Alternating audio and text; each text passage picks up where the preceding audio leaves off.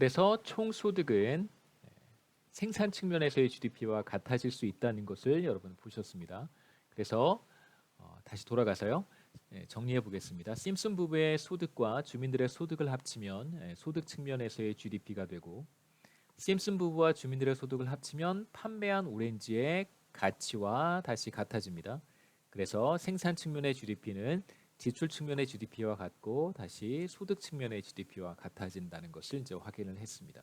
그래서 앞에서 우리가 이걸 확인한 것이고요. 앞에 슬라이드에서 생산 측면의 GDP는 지출 측면의 GDP와 같고요.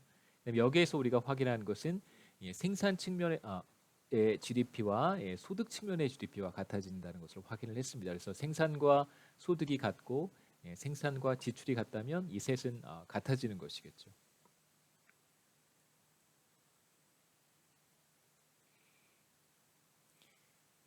그래서 이어서 우리가 지출 측면의 GDP에 대한 이야기를 조금 더 살펴보도록 하겠습니다.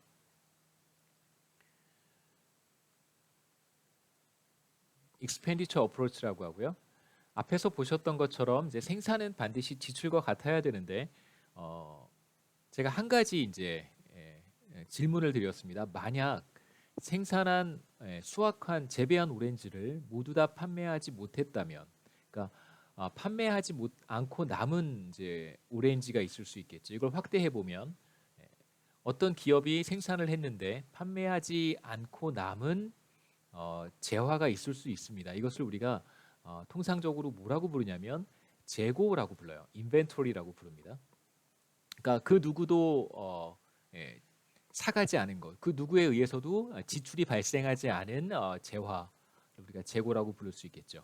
자, 이 재고를 우리가 어떻게 다루는지 여기서 보도록 하겠습니다. 일단 지출은 목적에 따라서 크게 네 개로 구분할 수 있는데, 첫 번째가 소비, 민간 소비라고 부르기도 하고요. consumption이라고 부르고, consumption expenditure 혹은 그냥 consumption이라고 부르고요. C라고 표현합니다. 그 다음에 투자는 investment라고 부르고 I라고 쓰고요. 그래서 소비자들에 의해서 이루어지는 지출을 민간 소비 지출 그냥 혹은 소비 이렇게 부르고, 두 번째 항목인 투자라고 하는 것은 기업에 의해서 이루어지는 지출입니다. 그래서 investment expenditure라고 부르기도 하고 그냥 줄여서 우리가 investment라고 부르기도 합니다.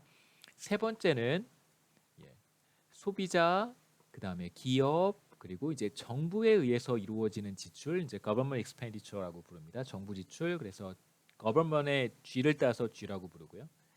그 다음에 이제 네 번째는 1장에서 간단하게 봤었는데 순수출이라는 항목이 또 지출에 포함이 됩니다.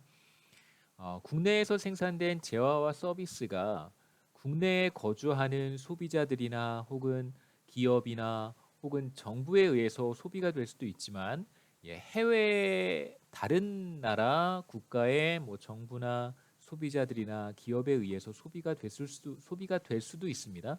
그런 걸 우리가 엑스포트이라고 수출이라고 부르고요. 그 다음에 이제 한 가지 또 우리가 고려해야 되는 것은 뭐냐면 민간 소비 지출이든 투자든 정부 지출이든 뭐 예를 들어서 민간 소비 지출을 보도록 하겠습니다. 어떤 소비자들의 소비 행태를 보면, 소비의 어떤 모습을 보면 국내에서 생산된 재화와 서비스를 소비하기도 하지만 해외에서 생산된 재화와 서비스는 좀 애매하죠, 그렇죠? 재화를 소비하기도 합니다. 뭐 해외 직구 같은 게 대표적이겠죠. 뭐 아마존을 통해서 어떤 물건을 산다든가, 뭐 책을 산다든가, 뭐 혹은 뭐 여러 가지 원하는 물품을 구입할 수 있습니다.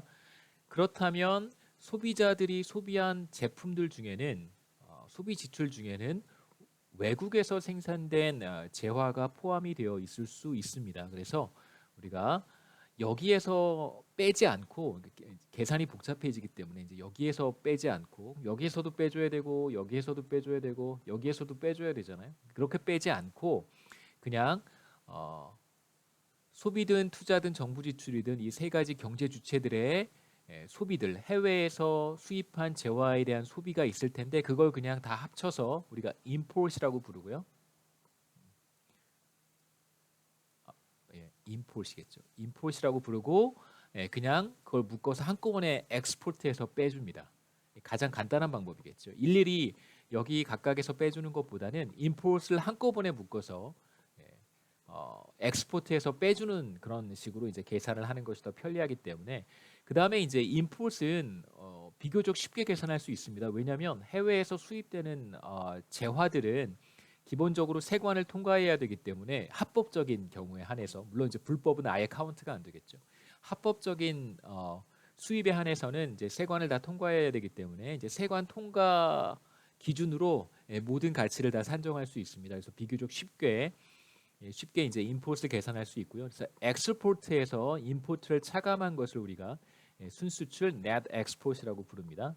그래서 n과 x를 따서 nx라고 부르겠죠. 그래서 지출은 민간 소비 지출 더하기 투자 지출 I 더하기 정부 지출 G 더하기 순수출 NX를 한 것입니다. 이 네 가지를 모두 더한 것이 바로 지출 혹은 총 지출이라고 부릅니다. 자, 그렇다면 국가 경제 어떤 경제 내에서 국가 내에서 생산된 재화가 과연 이 네 가지 항목 중에 어디에 들어갈 것인가를 한번 생각해 볼 필요가 있는데요. 그래서 간단한 예를 하나 생각해 보겠습니다. 자, 어떤 컴퓨터 회사가 컴퓨터를 만들었습니다. 자, 일단 만들었으니까 이제 생산 국민 소득 GDP의 카운트가 되겠죠. 생산이기 때문에. 자, 그렇다면 이제 지출 측면에서 본다면 1, 2, 3, 4번 중에 어디에 포함될 것인가? 만일 이걸 제가 뭐 인터넷 게임을 하기 위해서 혹은 뭐 굉장히 정교한 무슨 컴퓨터 프로그래밍을 하기 위해서 이 컴퓨터를 구입했다면 이것은 분명히 C가 되고요. 만약에 어떤 회사가 구입을 했다면 이것은 이제 투자가 됩니다. 법인이 구입했다면 투자가 되고 정부에서 구입했다면 뭐 정부에서 뭐 해커를 양성하겠다 이런 이제 프로젝트로 정부에서 구입을 했다면 혹은 뭐 공무원이 사용하기 위해서 정부에서 구입했다면 이건 G가 되는 것이고요. 그 다음에 국내에서 생산한 컴퓨터를 외국에 판매했다면 이것은 바로 수출이 됩니다. X로 들어가겠죠. 엑스포트로 들어갑니다. 그래서 순수출로 카운트가 되겠죠. 엑스포트에 들어가기 때문에 순수출로 카운트가 되는 것입니다.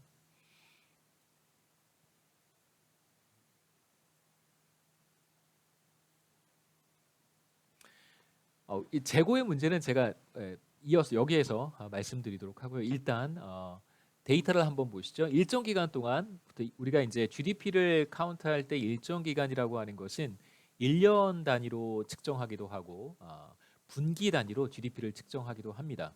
그래서 월별로 GDP를 측정하지는 않고요. 가장 짧은 기간이 이제 분기입니다. 3개월에 한 번씩 GDP를 측정합니다. 그래서 일정 기간 동안 생산된 최종 재화와 서비스들은 말씀드렸듯이 민간 소비 지출 혹은 투자 지출, 정부 지출 또는 순수출 가운데 하나로 구분할 수 있고요. 그래서 여기에 Y는 생산된 재화와 서비스의 최종 가치, 시장 가치, GDP를 가리킨다고 생각하시면 되고 물론 이 오른쪽에 모두 다 더한 것도 GDP입니다. 그래서 편의상 이런 수식을 표현하는데 생산한 것은 민간이 소비한 것 더하기 기업이 투자한 것 더하기 정부가 구입한 것 그 다음에 순수출의 합과 같다. 이렇게 여러분 이해하시면 되겠습니다. 2019년에 우리나라 GDP를 명목 가치로 한번 그 계산된 것을 제가 가지고 왔는데요. 한국은행 이커스에서 여러분 다운 받으실 수 있습니다. 보시면